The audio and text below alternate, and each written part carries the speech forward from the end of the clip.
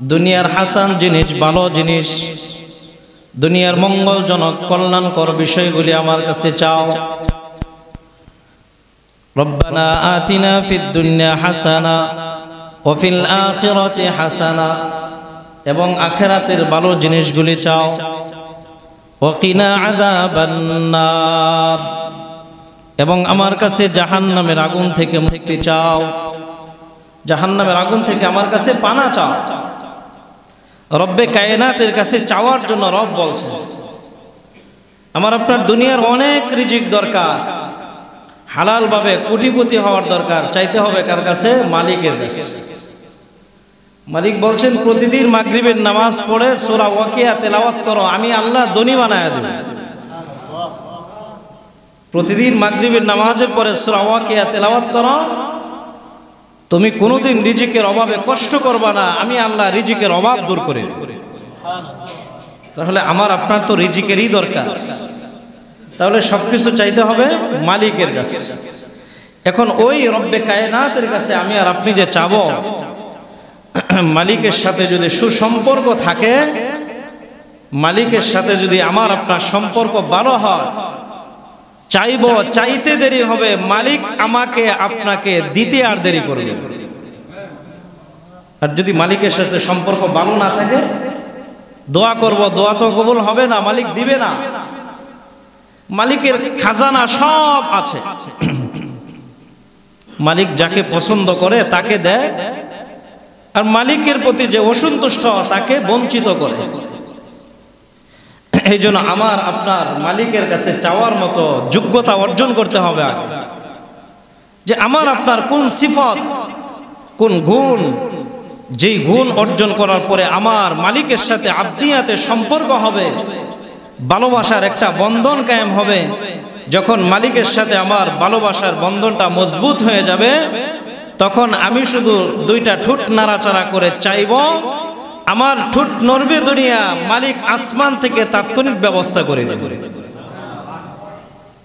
আর যদি আমি মালিকের সাথে সম্পর্ক কাটা থাকে, সম্পর্ক বিচ্ছিন্ন, তখন মালিকের কাছে চাইলে মালিক দিবে না।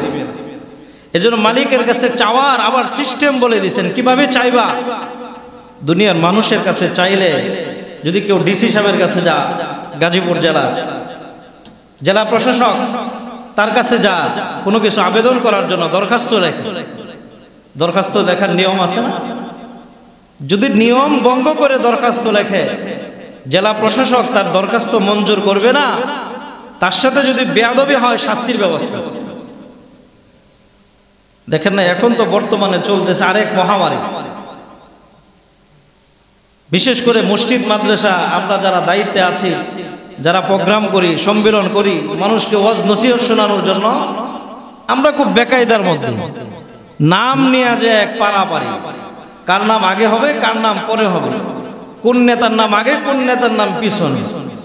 যদি চুল পরিমাণ ব্যতিক্রম হয়, তাহলে ইমাম সাহেবের খতিবগিরিও যা, ইমামতিও যা, মুহতামিমগিরিও থাকে। এমন এক পেরেশানির মধ্যে বর্তমানে আমরা আছি। কেন? দুনিয়ার মানুষের সম্মান যদি একটু এদিক সেদিক হয়, তাহলে সে তার উপর রাগান্বিত হয়, প্রতিশোধ নিতে দেরি করে না। আল্লাহ তাআলা বলতেছেন, আমার কাছে চাইবা, চাওয়ার সিস্টেম আছে, নিয়ম আছে।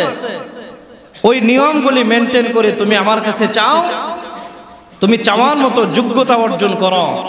তুমি যে আমার কাছে চাইবা, চাওয়ার মতো যোগ্যতা তোমার আছে কিনা, আমার সাথে তোমার সুসম্পর্ক আছে কিনা, ওইটা আগে লক্ষ্য করো। যদি আমার সাথে তোমার সম্পর্ক ভালো থাকে, তাহলে তুমি চাইবা, সিস্টেম মেনটেন করে চাও। তুমি চাইতে দেরি হবে, আমি আল্লাহ এমন দেনেওয়ালা জাত, তোমার জবান দেয়া শুধু চাইবা, জবানে প্রকাশ করবা, প্রকাশ করার আগেই আমি আল্লাহ তোমাকে সেটা দিয়ে দেব। এখন আমার আপনার ওই গুণ আর সিফত অর্জন করতে হবে, এরপরে চাইতে হবে মালিকের কাছে। দুনিয়ার মানুষের কাছে চাইলে মানুষ না বিরক্ত হয়, আর আমার আপনার মালিক পুরা কায়নাতের মালিক রব্বে কারীম এত দয়াশীল, ওই মালিকের কাছে না চাইলে মালিক রাগ হয়, অসন্তুষ্ট হয়। মালিক এটা চান, আমার বান্দা বারবার আমাকে বিরক্ত করুক, আমার কাছে চাক, বান্দার যা যা প্রয়োজন আমার কাছে বলো, দুনিয়ার মানুষের কাছে সে না বলে আমার কাছে বলো। সে যদি আমার কোয়ালিটি সম্পন্ন গোলাম হয়ে যায়, গোলাম হয়ে সে আমার কাছে যতবার চাইবে আমি আল্লাহ ততবার তাকে দান করব। দুনিয়া চাইবে দুনিয়াও দিব, দুনিয়ার বাদশাহীও দান করব, পরকালীন জীবনেও তাকে বাদশাহ বানাবো। সাহাবায়ে কেরাম দুনিয়ারও বাদশাহ ছিলেন, আখিরাতেরও বাদশাহ। আবু বকর সিদ্দিক দুনিয়ার বাদশাহ ছিলেন, পরকালীন জীবনেও বাদশাহ। ওমর দুনিয়ারও বাদশাহ, আখিরাতেরও বাদশাহ। উসমান দুনিয়ার বাদশাহ, পরকালীন জীবনেও বাদশাহ। হযরত আলী দুনিয়ারও বাদশাহ, আখিরাতেরও বাদশাহ। এখন তো আবার নতুন কথা বলে ইসলামের সাথে কোরআনের সাথে রাষ্ট্রের কোনো সম্পর্ক নাই, এমন কথাও আবার বলা শুরু হয়েছে।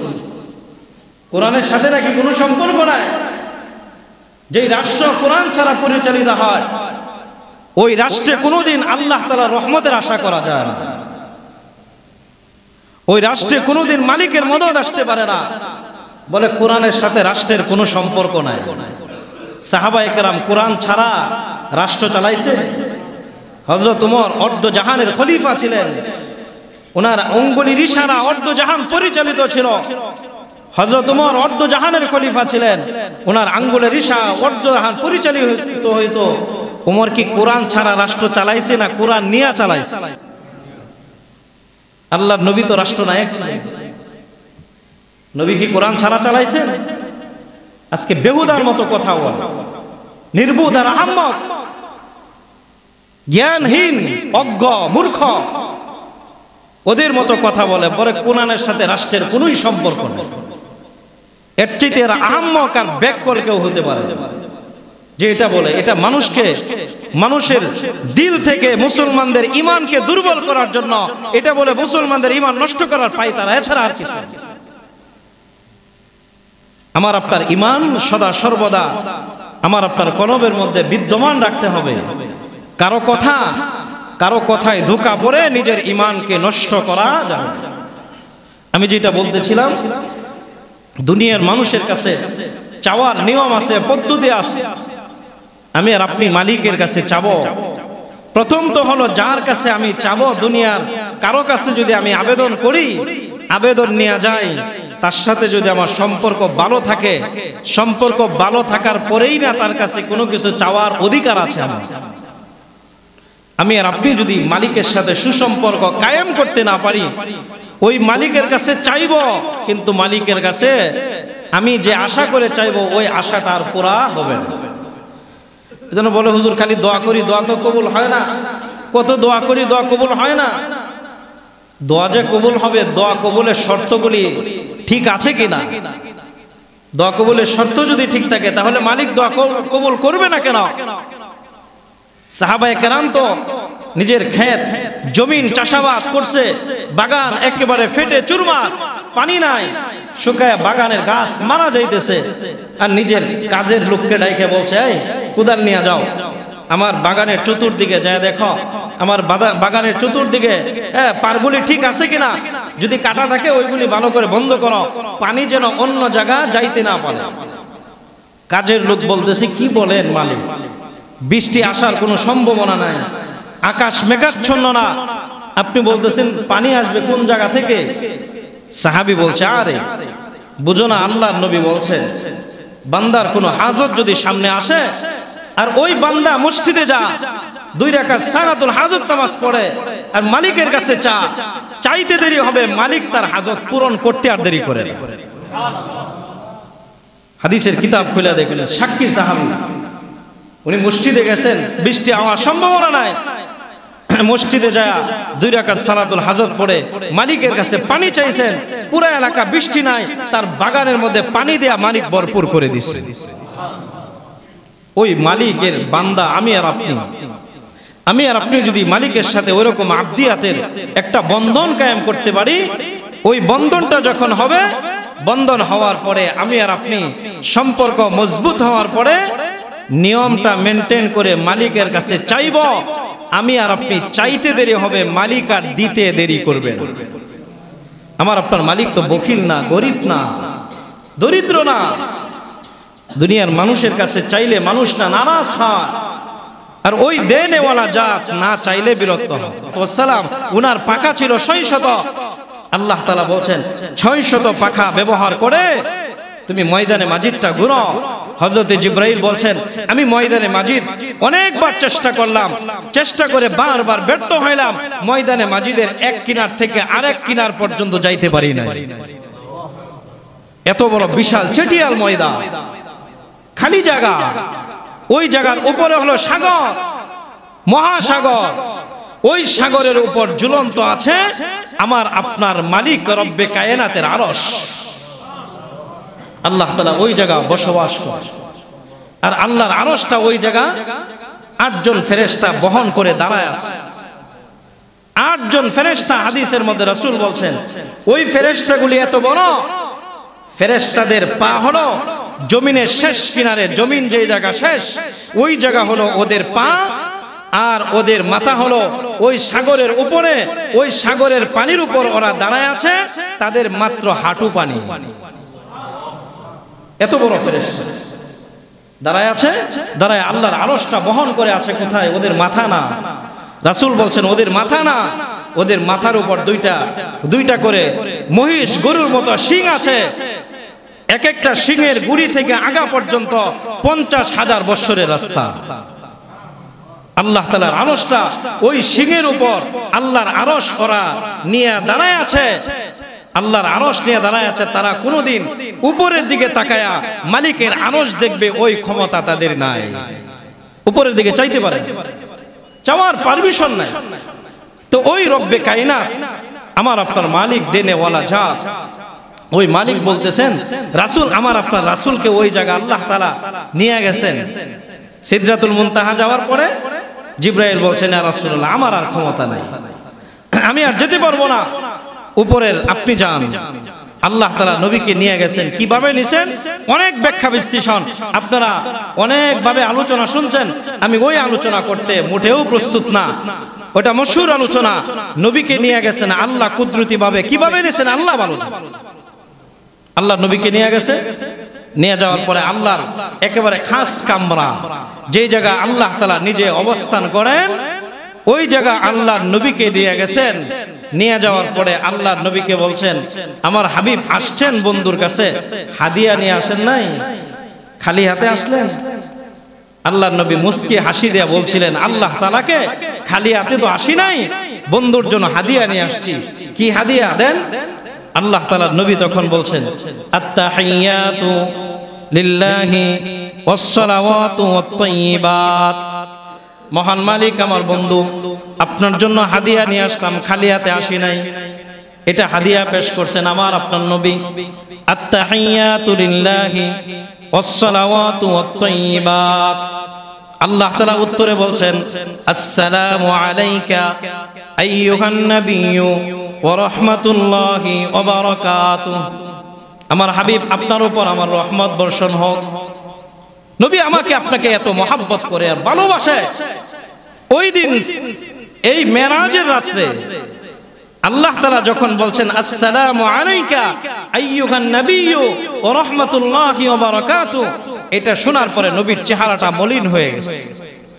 আল্লাহ তাআলা ডাক দিয়ে বলছেন আমার হাবিব আজকে আমার কাছে আপনাকে নিয়ে আসলাম, কোন নবীকে এরকম সুযোগ দেই নাই। আমার কাছে আসলেন, আজকে তো আপনার চেহারাটা মলিন থাকার কথা না, আপনার চেহারাটা এরকম মলিন কেন? আল্লাহর নবী বলছেন শুধু আমার উপর রহমত বর্ষণ করবেন এইটা বললেন, আমার উম্মতকে যে বাদ দিয়া দিলেন। আমার কথা আপনার কথা নবী ওই দিন বলেন। আজকে নবী রেখে গেছেন 5 ওয়াক্ত নামাজ আমরা পড়ি না। নবী আমার আপনার জন্য হাদিয়া নিয়ে আসছেন, মেরাজের রাত্রে 5 ওয়াক্ত নামাজের হাদিয়া। নবী ওই দিন আল্লাহর আরশ মহল্লা, আল্লাহর খাস কামরা যাওয়ার পরে নবীর চেহারাটা মলিন। আল্লাহ তাআলা জিজ্ঞাসা করছেন আমার হাবিব আপনার চেহারাটা মলিন, আমি চাই না, যান আপনার চেহারাটা আমি হাসি দেখতে চাই, আপনার চেহারাটা আমি কালো দেখতে চাই না। মলিন দেখতে চাই না, বিরক্ত বাপ আপনার চেহারা দেখতে চাই না। আপনাকে কষ্ট করে দুনিয়া থেকে পুরা আকাশ সব পানি দেওয়ার পরে আমার কাছে নিয়ে আসলাম, আপনার উম্মতের মর্যাদা বাড়ায় দিলাম, আপনার চেহারাটা হাসি ফুটানোর জন্য, আপনার উম্মতের জন্য 5 ওয়াক্ত নামাজের বিধান দিয়ে দিলাম। আপনার উম্মত সঠিক তরিকা, সঠিক নিয়মে, সঠিক সময় 5 ওয়াক্ত নামাজ পড়বে, প্রতি ওয়াক্ত নামাজে দাঁড়াবে। আমি আল্লাহ নিজে আরশ থেকে আপনার উম্মতের সামনে দাঁড়াবো, দাঁড়ায় আমি আল্লাহ আপনার উম্মতের সাথে কথা বলবো, আপনার উম্মতের সাথে সাক্ষাৎ করব। আমার আপনার নামাজে সাক্ষাৎ করতে আসেন কে? আল্লাহ। আমার আপনার নামাজটা কি ওইরকম খুশু খুশুওয়ালা নামাজ? হ্যাঁ, নামাজ আল্লাহ তাআলার নবী নিয়ে আসছেন। হাদিসের মধ্যে, হাদিসে কুদসির মধ্যে আছে, আল্লাহর নবী বলছেন, আমার উম্মত যখন নামাজে দাঁড়া, আল্লাহ তাআলা নামাজি যখন আল্লাহু আকবার বলে নামাজের তাকবীরে তাহরিমা বাদে নামাজে ঢুইকা যা, আল্লাহ তাআলা চিল্লায়া ফেরেশতাকে ডাইকা বলতে থাকে, ওই ফেরেশতারা তাড়াতাড়ি আমার পর্দা সরায় দে, আমার হাবিবের উম্মত নামাজে দাঁড়াইছে, এখন আমার হাবিবের উম্মতের সাথে পর্দাবিহীন, পর্দা ছাড়া আমার হাবিবের উম্মতের সাথে সাক্ষাৎ করে কথা বলতে হবে। আমার বিনা পর্দা আপনার সাথে আমার সাথে কথা বলতে আসে কে? তাহলে আমার আপনার সম্পর্ক কায়েম করার মাধ্যম, আল্লাহ তাআলা বলছেন, আমার সাথে সুসম্পর্ক কায়েম করতে চাও, তুমি 5 বার আমার দরবারে এসে হাজিরা দে, আমার সামনে দাঁড়াও, আমি আল্লাহ তোমাকে আমার কাছে টাইনা নিয়ে আসবো, আমার ভালোবাসা তোমাকে দিয়ে দিব, আমার সাথে তোমার আব্দিয়াতে সম্পর্ক হবে। কিন্তু আজকে বড়ই আফসোস, আমরা নামাজি না, বেনামাজি উম্মত। শুধু কি আল্লাহর সাথে সম্পর্ক নামাজের মাধ্যমে হয়? আর নামাজের মাধ্যমে সম্পর্ক হলো, এই সম্পর্কটা ধরে রাখতে হবে 24 ঘন্টা। 24 ঘন্টা যদি ধরে রাখতে পারি, 1 দিন 2 দিন 3 দিন এইভাবে যাইতে যাইতে আমার বয়স যদি 60 বছরে শেষ হয়, 60 বছরের শেষ দিন আসবে, আল্লাহর সাথে সুসম্পর্ক রাখা অবস্থা আজরাইল আসবে আমার জান কবজ করার জন্য। আল্লাহ আরশে আজিম থেকে ডাক দিয়ে বলবেন, আমার বান্দা কিন্তু এটা আমার সাথে খুব ভালো সম্পর্ক, জানটা কবজ করবে আজরাইল, খুব সাবধান। আমার বান্দার সাথে সম্পর্ক আমার খুব কাছের, মধুর সম্পর্ক, তার জান কবজ করবা, আল্লাহ তাআলা ফেরেশতা নিযুক্ত করে দিবে। আমার আপনার মৃত্যুর সময় কালিমার তালকিন করাবে আল্লাহ নিজে, এবং মারা যাব, চোখ বন্ধ হবে, আল্লাহ সুজা জান্নাত দিয়ে দেবে। কিন্তু আজকে আমার আপনার নামাজ তো এরকম হয় না, বড় আফসোস। নামাজ তো শিখি না, দুনিয়ার কত কিছুই না শিখলাম, নামাজ শিখি না। আজকে একটা অফার দেই, সামনে রমজানুল মুবারক আসতেছে, আমি দিল থেকে এটা নিয়ত করছি, আপনারা যদি সাহায্য করেন আমাকে, রমজানুল মুবারকে বয়স্ক যারা সকলের জন্য সহিহ শুদ্ধ কোরআন শিক্ষার ব্যবস্থা, এবং যারা কোরআন শিক্ষার মতো সময় নাই, 2, 4, 5টা সূরা শুদ্ধ করে শিখার ব্যবস্থা, এবং নামাজের মাস্তুন দোয়াগুলি শিখার জন্য, শুদ্ধ করে যেন নামাজটা হয়, এই জন্য রমজানের পহেলা রমজান থেকে আমি নিজে পড়াবো থাইকা, আপনারা যদি আমাকে সাহায্য করেন, আপনারা পড়বেন ইনশাআল্লাহ। যদি পড়েন আজকে থেকে নামের তালিকা দিবেন, শাবান মাস পুরাটা নামের তালিকা নিব, পহেলা রমজান থেকে ক্লাস চালু করব। 2, 4, 5টা সূরা কমসে কম যেন শুদ্ধ হয়, সানা, তাশাহুদ, দুরূদ শরীফ, দয় সূরা, দয় কুনুত, এইগুলো যেন শুদ্ধ হয়। সুবহান রাব্বিয়াল আ'লা, সুবহান রাব্বিয়াল আ'লা, শুদ্ধ করে যেন আল্লাহকে নামাজে ডাকতে পারি। যদি শুদ্ধ করে মালিককে ডাকি, এক নামাজ সালাম ফিরানোর আগে রাসূল বলছেন, তুমি নামাজের সালাম ফিরাবা, সালাম ফিরানোর আগেই আল্লাহ তোমার পিছনের জীবনের গুনাহ মাফ করে দেবে। এইভাবে শুদ্ধ করে নামাজটা পড়ার জন্য পহেলা রমজান থেকে ক্লাস চালু করব। আপনারা নামের তালিকা দিবেন, আমি নিজে ক্লাস করাবো, আমার সাথে থাকবেন আমার ইমাম সাহেব হুজুর ইনশাআল্লাহ। আল্লাহ তাআলা আমাদেরকে তৌফিক দান করুন। যেটা বলতেছিলাম, আল্লাহর সাথে সম্পর্কটা কায়েম করতে হবে কোন পদ্ধতিতে? নামাজের আমল দিয়া, এবং সম্পর্কটা ধরে রাখতে হবে। সম্পর্ক যদি নষ্ট হয়ে যায়, আর সম্পর্ক নষ্ট অবস্থা আমার আপনার মালাকুল মাউত আসে, আজরাইল আসে, আমার আপনার জানটা কবজ করে, এমন হালতে মৃত্যু হলো মালিকের সাথে সুসম্পর্ক নাই, মালিকের সাথে সম্পর্ক কাটা, তাহলে আমার আপনার জায়গা হবে জাহান্নাম। আর যদি মালিকের সাথে সুসম্পর্ক অবস্থা আমার জানটা আজরাইল কবজ করে, আল্লাহর কসম নবী বলছেন চোখ বন্ধ হবে, মারা যাবে, আল্লাহ তাআলা তার চোখ বন্ধ হওয়ার আগেই তাকে জান্নাত দেখায় দিবেন। সেটা আল্লাহর কোরআন বলে। এজন্য সম্পর্ক কায়েম করতে হবে আল্লাহর সাথে। কি আমল দিয়ে? নামাজ এক নাম্বার। 3টা আমল আল্লাহ কোরআনের মধ্যে বলছেন, 3 আমলের দ্বারা আমার সাথে সম্পর্ক করো এবং সম্পর্ক টিকায় রাখো। কিভাবে টিকায় রাখবা? আল্লাহ বলতেছেন ওয়াল্লাযীনা হুম আলা সালাওয়াতিহিম ইউহাফিজুন। শুধু নামাজের দ্বারা সম্পর্ক করলা এমন না, ওয়াল্লাযীনা হুম আলা সালাওয়াতিহিম ইউহাফিজুন, এবং নামাজ হিফাজতকারী হও। জোহর পড়লা, আসর পড়বা, আসর পড়লা মাগরিব পড়বা, মাগরিব পড়লা তো এশা আদায় করো, এশা আদায় করবা তো ফজর আবার আদায় করো। এইভাবে 5 ওয়াক্ত নামাজের হিফাজতকারী হও। জুমা পড়লা, আসর পড়লা না, জুমা পড়ে আসর আদায় করলা না, আসরের নামাজ যখন কাজা হয়ে গেল, মালিকের সাথে সম্পর্ক তোমার কাটা হয়ে গেল, তোমার সাথে আর মালিকের সম্পর্ক নাই, সুসম্পর্ক নষ্ট। জোহর জুমা পড়লা, আবার আসরও পড়লা, জুমা থেকে আসর পর্যন্ত মালিকের সাথে সম্পর্ক তোমার ভালো। আসর থেকে মাগরিব আসলো, মাগরিব আদায় করলা, সম্পর্ক ভালো। মাগরিব থেকে এশা আদায় করলা, সম্পর্ক ভালো।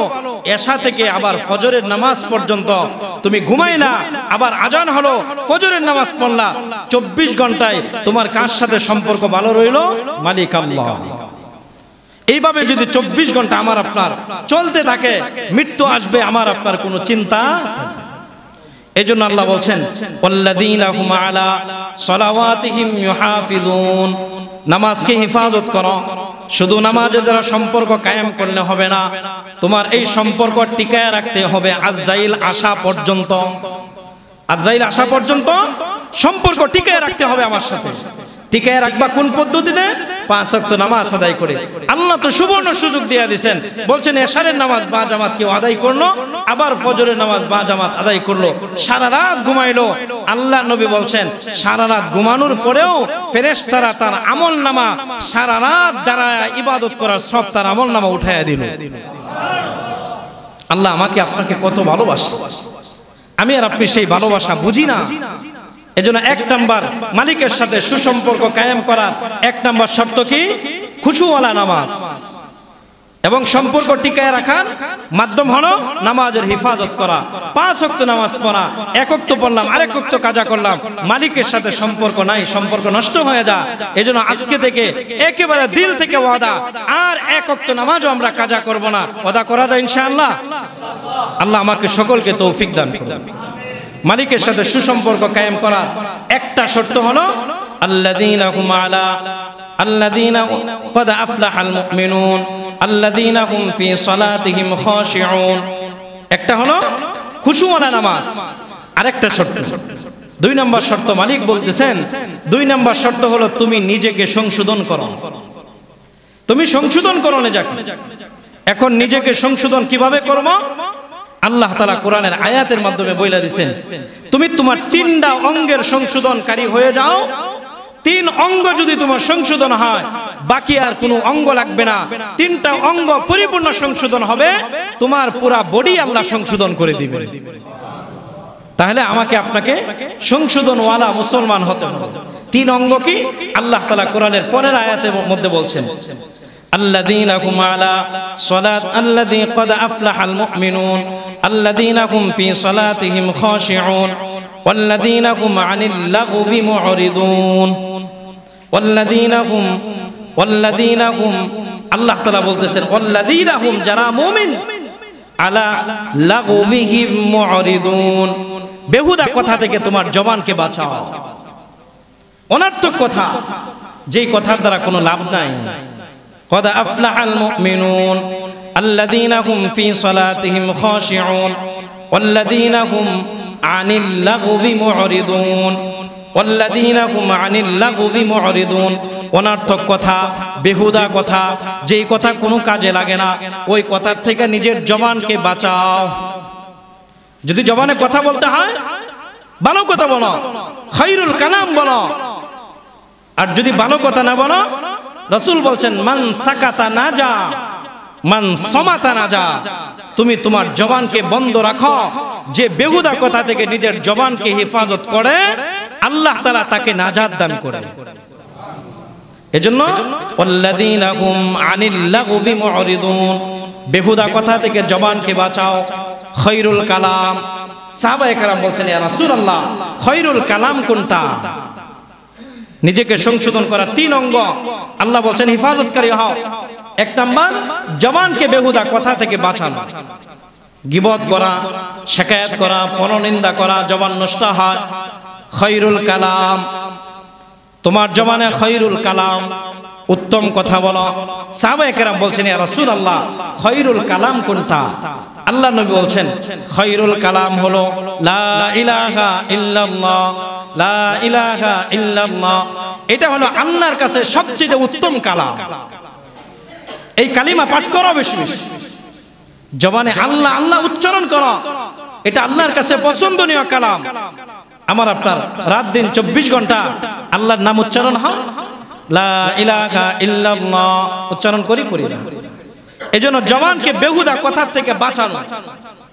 জবানে মিথ্যা সাক্ষী দেওয়া, জবানে গালি দেওয়া না, জবানে হারাম খাওয়া না, জবানে হালাল খাওয়া। জবানে হারাম খাওয়া না, হালাল দেওয়া।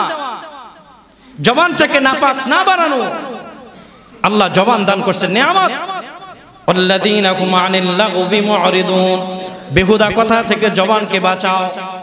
তোমার জবানে যদি কথা বলতে হয় ভালো কথা বলো।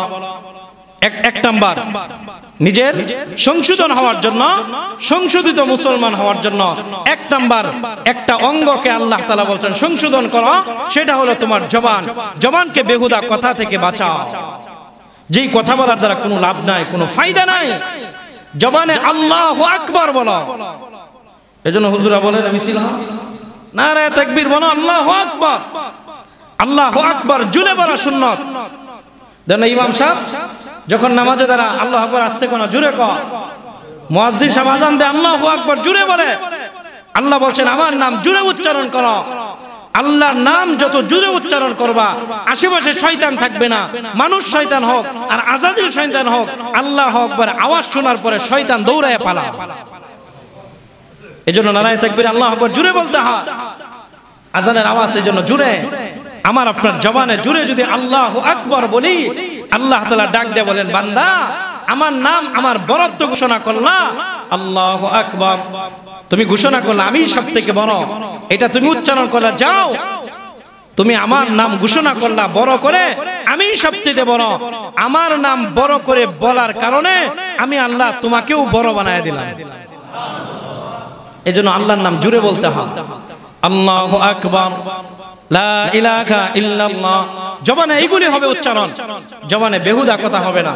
2 নাম্বার ওয়াল্লাযীনা হুম লিয-যাকাতি ফাঈলুন, তোমার কলবকে গুনাহ থেকে পরিষ্কার পরিচ্ছন্ন করো। ওয়াল্লাযীনা হুম লিয-যাকাতি ফাঈলুন, যত অন্যায় অপরাধ আছে, গুনাহর যত দাগ আছে তোমার কলবে, সমস্ত গুনার দাগ থেকে তোমার অন্তঃকরণটা পরিষ্কার করো। গুনার মরিচা তোমার কলব থেকে দূর করো। গুনার মরিচা যখন কলব থেকে দূর করবা, তখন তোমার কলবে অটোমেটিক আল্লাহ তাআলার ভালোবাসা ঢুকবে। আর তখন তোমার কাছে আল্লাহ নামটা সবচেয়ে প্রিয় হবে। তুমি সারা রাত জায়গা আল্লাহর নামে জিকির করবা, তারপরেও তোমার তৃপ্তি শেষ হবে না। আমাদের একেবারে অতি নিকটের আকাবির ছিলেন হযরত মাওলানা আতহার আলী রাহমাতুল্লাহ আলাইহি। ময়মনসিংহ জামিয়া ইসলামিয়া মাদ্রাসার সামনেই ওনার কবর। ওনার সন্তান ছিলেন হযরত মাওলানা আনোয়ার শাহ সাহেব রাহমাতুল্লাহ আলাইহি। উনি বলছেন ছোটবেলা বাবার ঘরে ঢুকছি, খাস কামরা, অনুমতি ছাড়া ঢোকা নিষেধ ছিল। বাবার ঘরে আমি অনুমতি ছাড়া, আমি বেশি একটা বুঝি না, নিষেধ ছিল, তারপরেও নিষেধ ভঙ্গ করে আমি আমার বাবার খাস কামরা হঠাৎ করে ঢুকে গেছি। ঢুকার পরে দেখি আমার বাবা আর নাই, আমার বাবাকে আর পাইতেছি না। আমি যখন এই অবস্থা দেখলাম, দেখি আমার বাবার 2টা হাত আলাদা, বাবার জবান আলাদা, পা আলাদা, অঙ্গ প্রত্যঙ্গ আলাদা। প্রত্যেকটা অঙ্গ থেকে বের হইতেছে আল্লাহ আল্লাহ আল্লাহ নামের জিকির বের হইতেছে। তারা কি পরিমাণে আল্লাহর নামে জিকির করছে যে তাদের প্রত্যেকটা অঙ্গ প্রত্যঙ্গের দ্বারা জিকির বের হয়েছে। আর আমার আপনার জবানে রাত দিন 24 ঘন্টা একবারও আল্লাহ উচ্চারণ হয় না। এজন্য নিজের কলবটা নষ্ট, কলবে গুনাহ দ্বারা কলবটা ডাইকে আছে, কালো বৃষ্টিও হয়ে গেছে, যার কারণে আল্লাহ নাম ডাইকা মজা পায় না। এই কলবটাকে পরিষ্কার করতে হবে। আল্লাযীনা হুম লিয-যাকাতি ফাঈলুন, তোমার কলবটা পরিষ্কার করো। এখন কলব পরিষ্কার করার আমল বলছেন রাসূল হাদিসের মধ্যে 4টা। ভালো করে শুনবেন, কয়টা আমল বলছেন? 4টা। 4 আমল করো, তোমার কলব থেকে ময়লা আবর্জনা গুনাহ খাতা দূর হবে, তোমার কলবটা পরিষ্কার হবে, আর ওই কলবে ডুববে আল্লাহর ভালোবাসা। 4 আমল কি রাসূল হাদিসের মধ্যে বলছে? 1 নাম্বার আমল হলো তুমি বেশি বেশি আল্লাহর নামে জিকির করো, জিক্রুল্লাহ। বেশি বেশি আল্লাহর নামে কি করো? জিকির করো। যে অবস্থা আছো ওই অবস্থায় মালিকের জিকির করো। মালিকের নামের জিকিরের দ্বারা তোমার কলব থেকে ময়লা আবর্জনা পরিষ্কার হবে, দুনিয়া বের হবে, আল্লাহর ভালোবাসা ঢুকবে। 1 নাম্বার আমল বলছেন রাসূল কি? জিক্রুল্লাহ। 2 নাম্বার আমল হলো কোরআনে কারীমের তিলাওয়াত।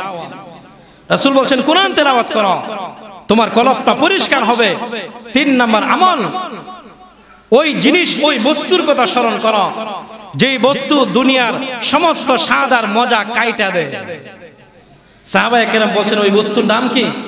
আল্লাহর নবী বলছেন আকসিরু যিকরা হাদিমিল লাযযাত, দুনিয়ার সমস্ত মজা কাইটা দেয়, দুনিয়ার স্বামী স্ত্রীর বন্ধন কাইটা দেয়, সন্তানাদির বন্ধন কাইটা দেয়, ব্যবসার মজা কাইটা দেয়, দুনিয়ার নেশা কাইটা দেয়, সমস্ত মজা বিচ্ছিন্ন কইরা দেয়।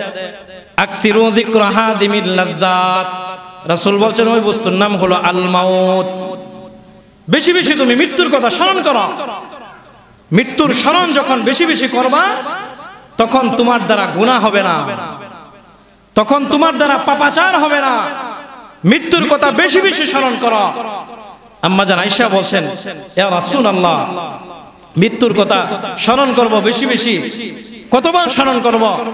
আম্মা জান আয়েশাকে আল্লাহর নবী বলছেন কেউ যদি দৈনিক 20 বার মৃত্যুর মুজাকারা করে, মৃত্যুর স্মরণ করে, তার মৃত্যুর সময় স্বাভাবিক মৃত্যু যদি হয় আল্লাহ তাআলা তাকে শহীদি মর্যাদা দান করবেন। কয়বার স্মরণ করা? 20 বার মৃত্যুর কথা স্মরণ করা। আকসিরু যিকরা হাদিমিল লাযযাত আল মাউত, মৃত্যুর কথা স্মরণ করো। এভাবে স্মরণ না, বসো, বসে চোখ বন্ধ করো, বন্ধ করে চিন্তা করো আমার সাকরাতুল মাউত শুরু হয়ে গেছে, আজরাইল আসছে আমার জান কবজ করার জন্য, আমার উপর আজরাইল চাপায়া পড়ছে আমার জান নেওয়ার জন্য, আমার উপর এখন আজরাইল আছে, আমার রূহটা টাইনা বের করতেছে, আমি ওই কষ্টটা চোখ বন্ধ করে অনুভব করতেছি। এখন আমার মৃত্যু হয়ে গেছে, আমার আত্মীয় স্বজন কান্নাকাটি, আমাকে ঘর থেকে বের করা হয়েছে, আমাকে গোসল করা হইলো, আমাকে গোসল করা এখন জানাজার সামনে নেওয়া হয়েছে, জানাজা পড়ানোর পরে আমার লাশ নিয়ে কবরে রাইখা এখন আমার লাশের উপর বাঁশের খাটিয়া দিতেছি, সবাই লাভ দিয়ে কবর থেকে উঠে গেছে, এখন আমি কবরে কিভাবে থাকবো? এইভাবে তুমি মৃত্যুর স্মরণ করো। দৈনিক যদি 20 বার তুমি স্মরণ করতে পারো তাহলে তোমার দ্বারা মালিকের নাফরমানি হবে না, মালিকের অবাধ্যতা হবে না। এজন্য আল্লাহ নবী বলছেন মৃত্যুর স্মরণ করা। কলবকে পরিষ্কার করার জন্য 1 নাম্বার আমল আল্লাহর নামের জিকির বেশি বেশি করা, কোরআন তেলাওয়াত করা, মৃত্যুর কথা স্মরণ করা। আরেকটা রাসূল বলছেন কবর জিয়ারত করা। রাসূল বলছেন কবর জিয়ারত করো, প্রতিদিন 1টা 2টা করে কবর জিয়ারত করো। প্রতিদিন যদি না পারো কমসে কম শুক্রবার গুরুস্থানের পারে যাও, কবর জিয়ারত করো। তোমার আব্বা আম্মা যদি দুনিয়াতে না থাকে, মারা যায় থাকে, তুমি সন্তান বাবা মার কবরের পাশে প্রতি শুক্রবারে দাঁড়াও। রাসূল বলছেন হাদিসের মধ্যে যেই সন্তান বাবা মার কবরের পাশে শুক্রবারে দাঁড়ায় বাবা মার কবর জিয়ারত করে, আল্লাহ তাআলা ওই বান্দার নামটা আল্লাহর লিস্টে নেককারদের তালিকার মধ্যে উঠায় দেয়। তাহলে সন্তান হয়ে শুক্রবার দিন বাবা মার কবর জিয়ারত করার আদেশ করছেন কে? আমার আপনার নবী। শুক্রবার দিন বাবা মার কবরের পাশে দাঁড়ানো। আমি আর আপনি সন্তান শুক্রবার দিন যাই বাবা মার কবরের পাশে, গুরুস্থানের পাশ দিয়ে যাই, কবর তো জিয়ারত করি না। সহজ তরিকা কবর জিয়ারত করা, কবরের পাশে যান, আসসালামু আলাইকুম ইয়া আহলাল কুবুর বলেন, বই না আপনি দাঁড়ান কবরের পাশে, আপনার বাবার কবরের পাশে, মার কবরের পাশে দাঁড়ান, দাঁড়ায়া আউযু বিল্লাহ বিসমিল্লাহ সহ একবার সূরা ফাতিহা আর 3 বার সূরা ইখলাস পাঠ করেন, 11 বার দুরূদ শরীফ পাঠ করেন। পাঠ করে আপনি চোখটা বন্ধ করে মালিককে বলেন, মালিক আমার এই বাড়িঘর আমার বাবার ছিল, আমার এই ঘরে আমার মা থাকতো, আমার বাবা থাকতো, আজকে এই ঘরে তারা নাই, আমি আছি, আমার বাবা মা এই জায়গা আছে। আল্লাহ আমার বাবা মার পাশে দাঁড়াইলাম, কিছু করতে পারি না বাবা মার জন্য, বাবা মার শিওরে দাঁড়ায়া একটু সূরা তেলাওয়াত করলাম, আমার বাবা মার কবরে এই সবটুকু পৌঁছায়া আমার বাবা মার কবরটা জান্নাতের বাগান বানায়া দাও। এটা সন্তানের দায়িত্ব, কিন্তু আমরা যারা সন্তান এটা করি না। আজকে আমলটা বইলা দিলাম, নিজের কলবকে পরিষ্কার করার আমল 4টা। শেষ আমল বললাম, শুক্রবার দিন প্রতি শুক্রবারে যদি বাবা মার গুরুস্থান পাশে থাকে, বাবা মার কবর জিয়ারত করব, তাহলে এর দ্বারা ফায়দা কি হবে? আল্লাহ তাআলা আমার আপনার নামটা নেককারদের তালিকা উঠায় দিবেন। যারা নেককারের তালিকা নাম উঠবে তারা জাহান্নামে যাবে না জান্নাত? এজন্য আজকে থেকে যাদের বাবা মার গুরুস্থান পাশে, আপনারা আজকে জুমা থেকে শুরু করবেন, মৃত্যু পর্যন্ত বাবা মার কবরের পাশে প্রতি শুক্রবারে দাঁড়াবেন। ইনশাআল্লাহ রাজি আছেন?